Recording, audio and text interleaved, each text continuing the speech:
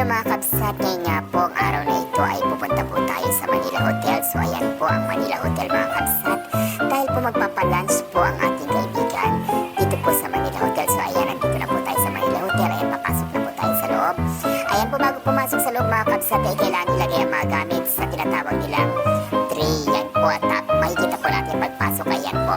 So ayan po, makukuha po natin sa loob ang ating mga gamit mga kabsat. At ito naman po yung kanilang pinakaharapan. Yan po. So, yan po yung kanilang yung posters nila. Tapos yan po yung kanilang mga designs. At dito po ang kanilang mga lobby mga kabsat. Ayan po ang lobby ng Manila Hotel. Ang gaganda po ng kanilang mga ilaw. Ayan po yung mga chandelier po nila nakasabit. Ay napakaganda at namangha po talaga ako ng bonggang-bongga dyan.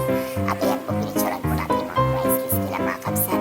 At ayan po si Ate Girl na kanilang aseret. At ayan yung mga Amerikano po ng mga visitors po sa Manila Hotel. Ayan mga kabsat, pinaikot-ikot natin ang camera. At ito po yung mga bola-bola nila para mga pang-Chinese po ng mga bola. Ayan mga kabsat na nakasabit po sa tabi po ng kanilang lobby. Ayan po mga kabsat, at dahil po mga waiting, mga naghihintay po at may mga kabintap siguro yung mga yan mga kabsat. Pero wala na akong pakialam dyan, basta ang alam ko ay kakain po kami sa ilang-ilang cafe. So ayan po mga kabsat, habang kami ay hindi pa nagpupunta. At ito na nga po mga kabsat, sa ilang-ilang cafe na po kami mga kabsat, hindi ko na nabidyohan yung pinaka-entrance nila. At ayan mga kabsat, ang ating mga pagkain mga kabsat. Yan, iba-ibang mga pagkain mga kabsat. Ayan po. So ayan na po yung mga kumakain mga kabsat. Ayan mga kabsat ko. So ayan mga kabsat, ang kanilang mga pagkain. Maraming mga Chinese food, mga Indian foods, mga ganyan po. So ayan mga kabsat. So, ito po yung kanilang mga, ayan 50% po sila mga kabsat. Ayan po yung kanilang discount yung kinainan po natin dito po. Ayan po yung kanilang pinakatawag natin na signature po nila ng ilang-ilang cafe. Ayan po mga kabsat. So ayan mga kabsat, so ayan, so may naglalakad po dyan mga waiter mga kabsat, ayan po. So another na naman po, binidyohan na naman po natin ang kanilang mga food mga kabsat. At ito nga ang tumambad sa ating mga pagkain, mga dessert mga kabsat. Napakasasarap mga kabsat ang kanilang dessert, talaga mga class A, talaga super duper sarap po ng kanilang mga pagkain mga kabsat.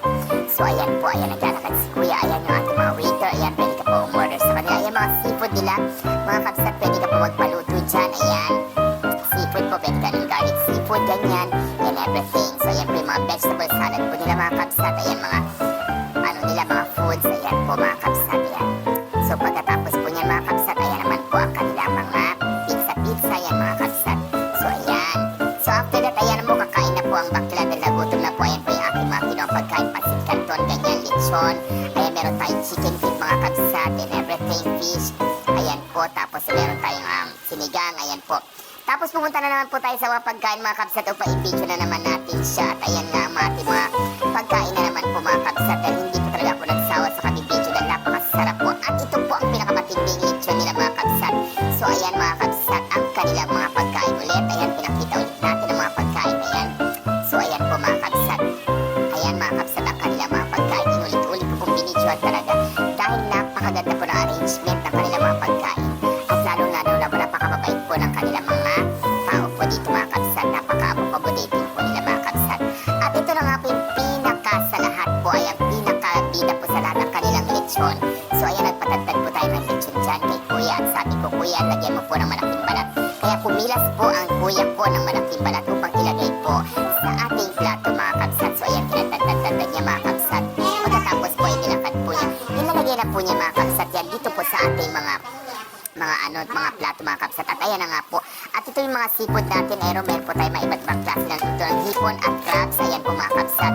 At ang lechon natin mga kabsat. At yun po yung sapsa at yung ating juice mga kabsat. So ayan ang ating mga food. Busog na busog po talaga ako siya mga kabsat. Balik-balik po ako talaga dyan. Dahil po gusto ko po experience lahat ng mga pagkain po ng Manila Hotel mga kabsat. So ayan mga kabsat. Meron pa po sila mga fried chicken mga kabsat. Ayan mga fruits nila mga kabsat. Mga juices sila mga kabsat.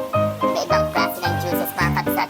So ayan, pagkatapos po niya na yung nagbusog po at gusto ko maglakad-lakad, pumunta naman po tayo ngayon sa swimming pool nila mga kabsat upang ma-experience at makita yung ganda ng kanilang swimming pool. Ayan po, napakaganda po at bluer than blue po ang kanilang swimming pool ay bluer than blue po ang kanyang tubig mga kabsat. So ayan mga kabsat, ayan po yung kanilang tinatawag nating bar nila na meron po yung sa gitna ng kanilang swimming pool ang bar. So may umiinom po dyan mga kabsat. Si Kuya po ay umiinom niya, nag-iisa lang po siya. Ayan, nagmumuni-muni po ang ating mga bisita dito po sa Manila Hotel mga kabsat. So ayan lamang po mga kabsat, napakaganda po ng pool nila mga kabsat. Super ganda-ganda po talaga ng kanilang mga pool. So ayan mga kabsat, at si po yung nagwawalis po, ayan.